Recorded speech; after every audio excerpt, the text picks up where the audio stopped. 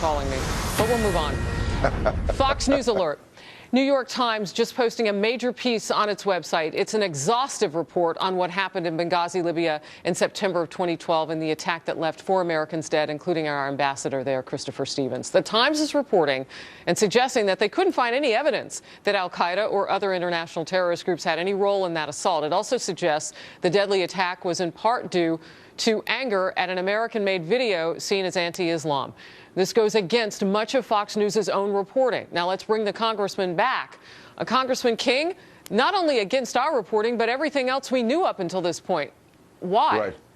Right. First of all, I don't agree with the premise of the New York Times. They're saying that this shows al-Qaeda was not involved. The group that was involved, which they say was involved, was Ansar al-Sharia, which is part of the al-Qaeda network. While it's not officially linked to al-Qaeda, in all the years I've been briefed on intelligence matters, Ansar al-Sharia is considered part of the al-Qaeda network, supporters of al-Qaeda, and they have a training camp right out near Benghazi. So I've known all along that it was Ansar al-Sharia, and I consider that to be an al-Qaeda affiliate, the same as you have Boko Haram, or you have even al-Qaeda in the Arabian Peninsula. So I think the New York Times, this is an academic debate. The fact is, this is an al-Qaeda supporting organization, and there's certainly links between al-Qaeda and Ansar al-Sharia. And that's the new world we face, where you're going to have these startup organizations around the world.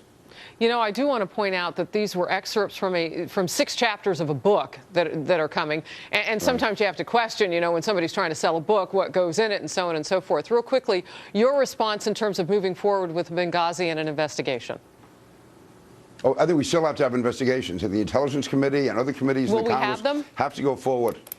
I certainly hope so. I'm certainly pushing for it. And the Intelligence Committee, by the way, under Chairman Mike Rogers in the House, is going forward. We've had people who were at the compound that night who were under attack. They've come in and testified before us. So we are accumulating a great deal of information. And it's clear that there was not adequate security, and it's also very clear this was an organized, systematic attack with very skilled mortar operators. This was no kind of mob at all. And to the extent a video was involved, that was really peripheral to the whole situation. This was an organized attack by Ansar al-Sharia, which is an al-Qaeda affiliate in actual practice. Congressman, in one word, what would you say about this New York Times report?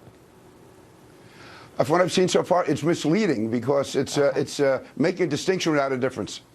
Good to see you. Thank you. Happy holidays, and thanks for being with us. Happy New Year to you. Thanks.